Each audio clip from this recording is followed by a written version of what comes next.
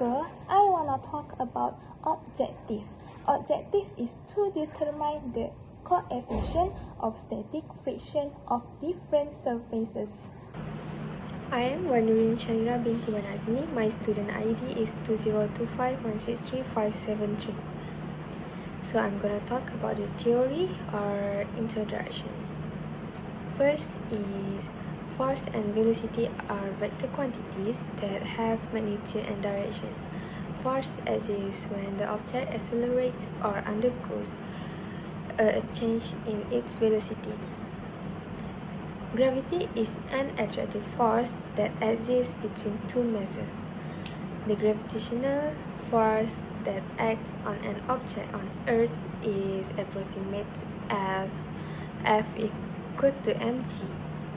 Mass is m and gravitational acceleration is g. The magnitude of the gravitational force exerted on an object is referred to as its weight. Normal force is a contact force that acts in the normal direction or perpendicular to the contact surface between two objects. The free body diagram of a mass is m lying on a horizontal surface where the normal force n is equal in magnitude to the gravitational force mg.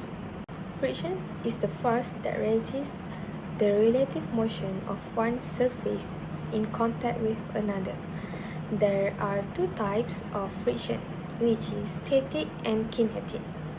Static friction is the force that must be overcome in order to move a static object. The maximum value of static frictional force is given by static friction formula is Fs max equals to mu s m, where Fs is the force of static friction, mu s is the coefficient of static friction, and is the normal force. The symbol is means less than or equal to. Fs max is the maximum force of static friction. Kinetic friction is the friction that acts on a moving object, and the kinetic frictional force is given by kinetic friction formula Fk equal to mu k n, where Fk is the force of kinetic friction, mu k is the coefficient of kinetic friction, n is the normal force. In this experiment, the frictional force between a wooden block and the rubber surface on a horizontal and inclined plane will be measured, and from the plotted data, the coefficient of static friction will be obtained. So we go to the procedure. First of all, the mass of the wooden block was measurable and recorded as m. Then the apparatus was set up as shown in figure 5.2. Third, the tabletop was checked to ensure it was stable and horizontal to the ground. Then the spring scale and the wooden block were attached using a string. After that, a mass of m equal to 50 grams was placed on the wooden block. Then the spring scale was pushed slowly. Once the block began to move, the reading on the spring scale was recorded as F, and the value was tabled in table 5.1. After that, step 4 to 6 were repeated for trials. An additional 50 gram mass of added to the wooden block, and step 5 to 6 were repeated. These steps were repeated until a total mass of m equal to 500 gram was placed on the wooden block. The last one, step 1 to 8, were repeated with the rubber side of the block facing outward. The data was tabulated in table 5.2. So now we move to data.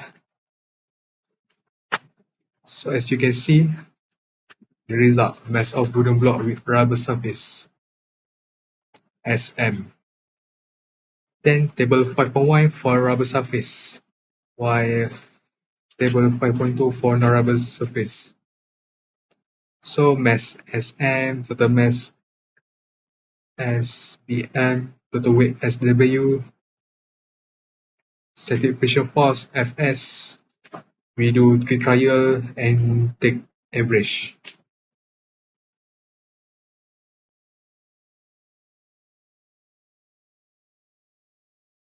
Okay, let's talk about analysis experiment 5, question 1. Draw and label the free body diagram of the wooden block, and this I done draw. Okay, so I want to talk about question 2 analysis. Question 2 analysis is plot a graph of static friction force Fs against normal force N for the rubber surface and non-rubber surface. And this graph is non-rubber surface and this graph is rubber surface. Okay, let's talk about question 3 analysis experiment 5. Question 3 analysis experiment 5 talk about use the gradients obtained from the graph to calculate the coefficient of static friction for mu for each surface. First, I got central points for the rubber surface. Second, I got the gradient m.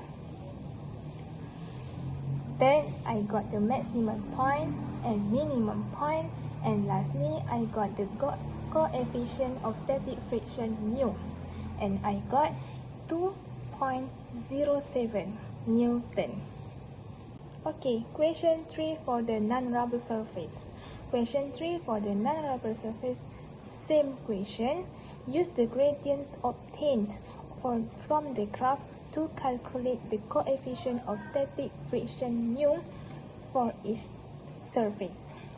First, I got the central point for the non-rubber surface, and second, I got the gradient for non-rubber surface. Third, I got maximum point and minimum point, and lastly, I got the coefficient of static friction mu, and I got 1.85 Newton. Okay, the last analysis for experiment 5 question. Okay, this question is to compare and discuss the coefficient of static friction mu obtained. Okay, the answer is the study found that the rubber surface has a higher coefficient of static friction than the non-rubber surface, meaning more force is needed to move the wooden block on it. Although the difference is small, 0.0001, rubber consistently provides better grip due to its soft and flexible nature, allowing it to conform to surface irregularities and enhance friction at a microscopic level. In contrast, smoother or harder non-rubber surface offer less resistance to the motion.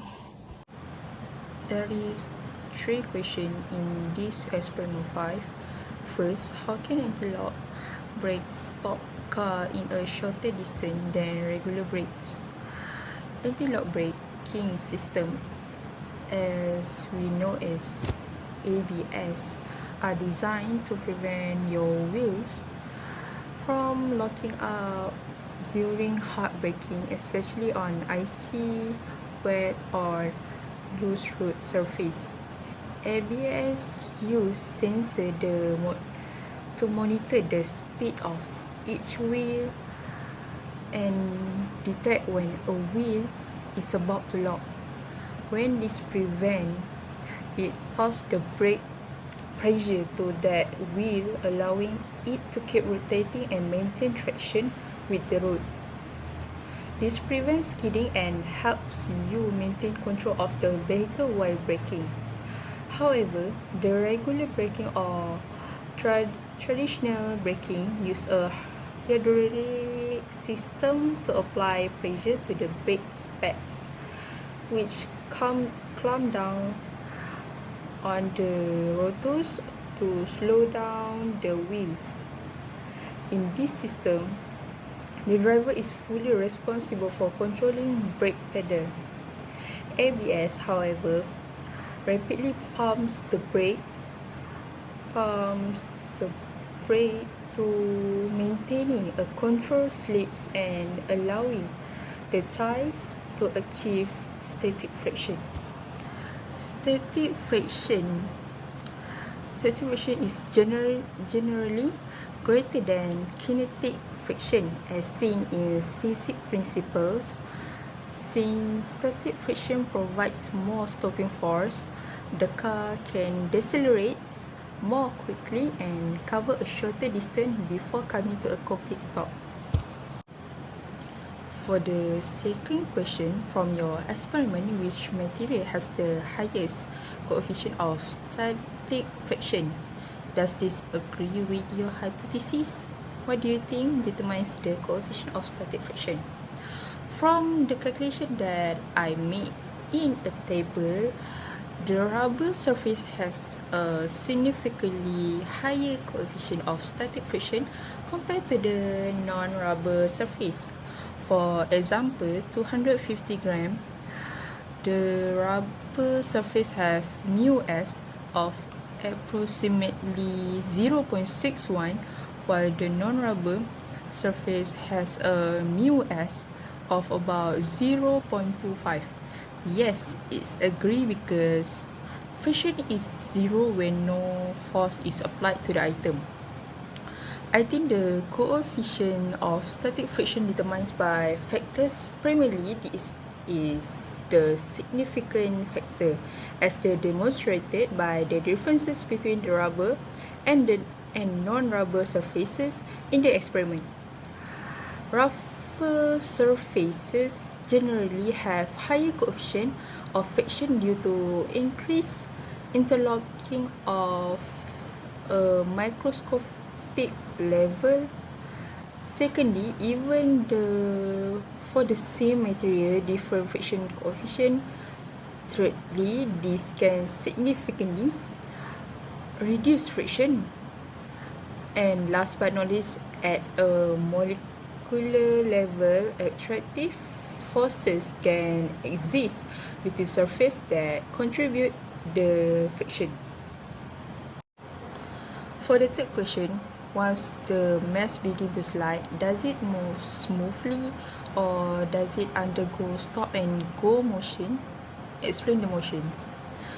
The experiment showed that once the mass slide, it moves smoothly and continuously, especially if the applied force is slowly increased.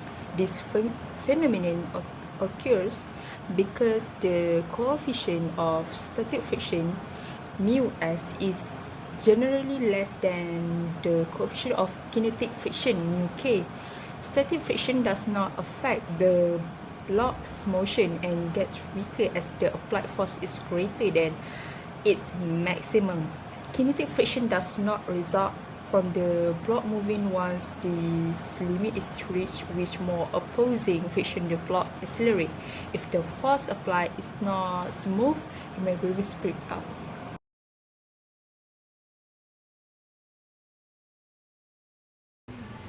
Frictional force is a retarding force that resists the motion of an object in contact with a surface. It is influenced by two main factors: the type of surface in contact and the force pressing them together. For instance, when the weight of a block increased, the frictional force also increased. However, friction is independent of the surface area in contact, as demonstrated by the graph, which shows that friction remains constant even when the contact area varies. Frictional force is proportional to the coefficient of friction, which exists in two forms, static and kinetic. The force required to overcome static friction is greater than that needed to overcome kinetic friction. This means static friction is inherently stronger than kinetic friction.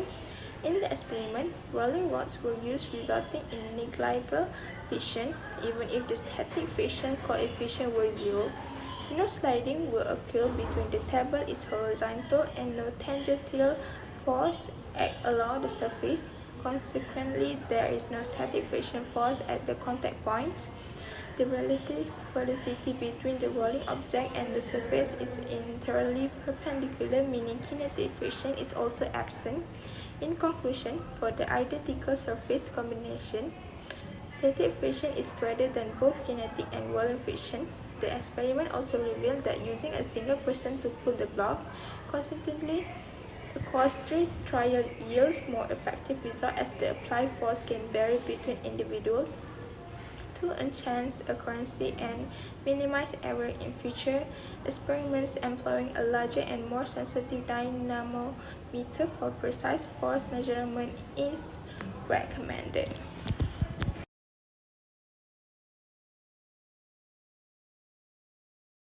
Okay, now we move to the last part, which is conclusion. So in conclusion, the coefficient of static friction of rubber surface is 2.07, while the coefficient of static friction of non-surface is 1.85. So that's all from us. So if you have any question, don't hesitate to ask for our help and comment on our YouTube comment. Thank you.